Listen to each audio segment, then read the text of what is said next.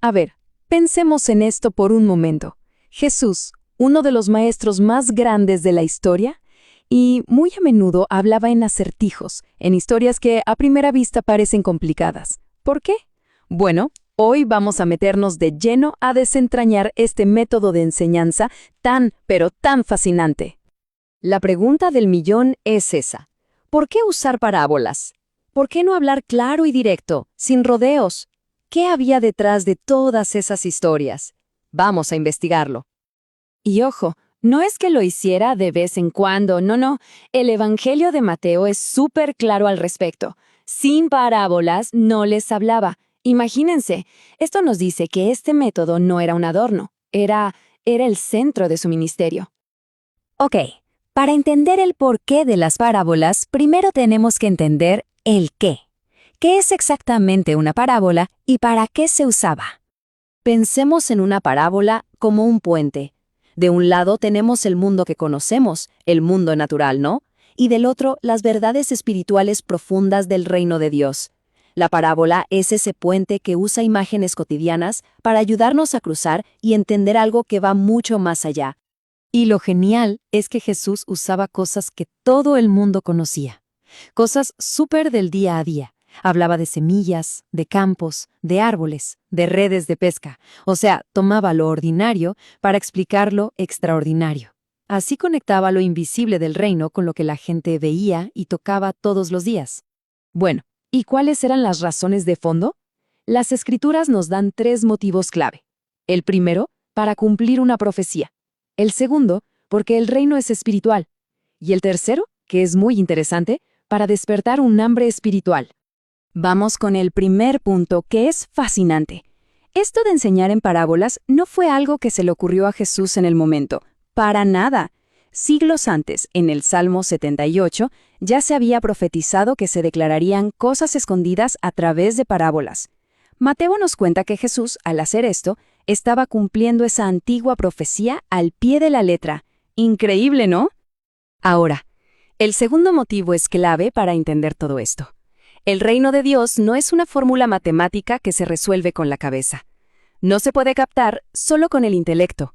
Por eso las parábolas son tan geniales.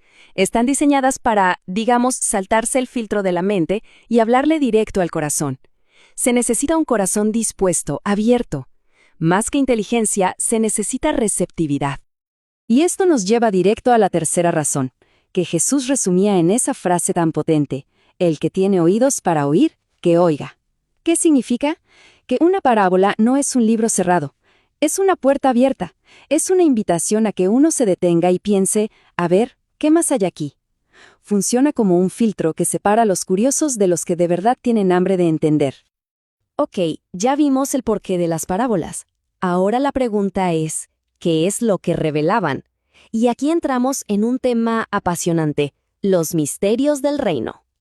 Un momento. Cuando escuchamos la palabra misterio, a menudo pensamos en un caso policial sin resolver, ¿verdad? Algo oculto para siempre. Pero, cuidado, en la Biblia, misterio significa casi lo contrario. No se trata de algo que no se puede saber, sino de una verdad que estuvo oculta, velada, pero que ahora, en el momento justo, Dios está revelando. Entonces, ¿cuál es ese gran misterio que se está revelando?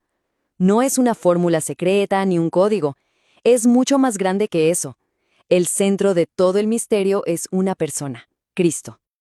El apóstol Pablo lo explica de una manera increíble en su carta a los Colosenses.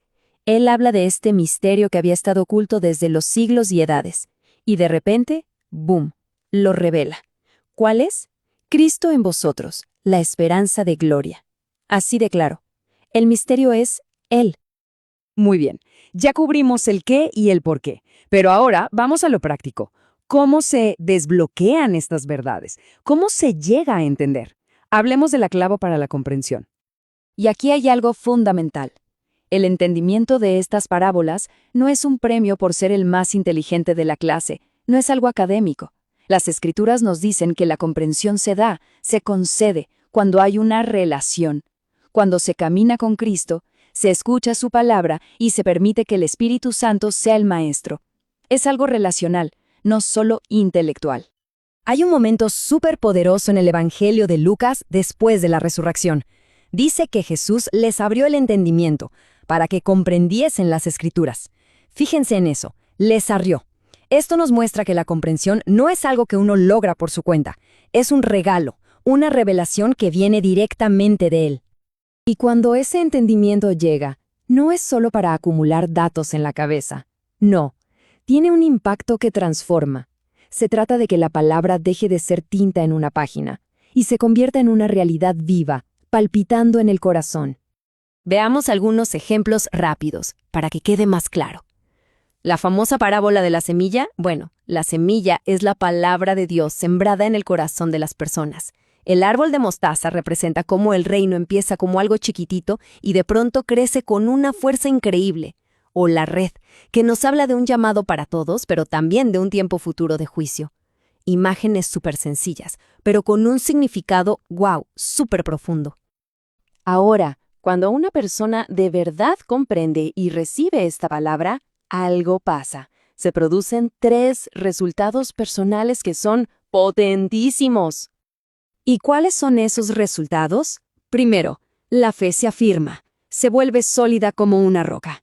Segundo, la identidad se sana, porque se empieza a entender quién es uno realmente en el reino de Dios. Y tercero, la esperanza se fortalece, dando una perspectiva que va más allá de los problemas del día a día. Como decíamos, no es solo información, es pura transformación. Al final, todo se resume en esto. Esta clase de entendimiento produce un cambio radical.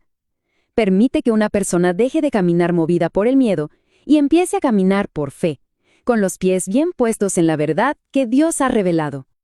Y todo esto nos deja con una pregunta final, una pregunta para reflexionar. Si la palabra de Dios es esa semilla de lo que hablan las parábolas, ¿qué clase de fruto está produciendo en la vida de cada quien? La respuesta a esa pregunta puede cambiarlo todo.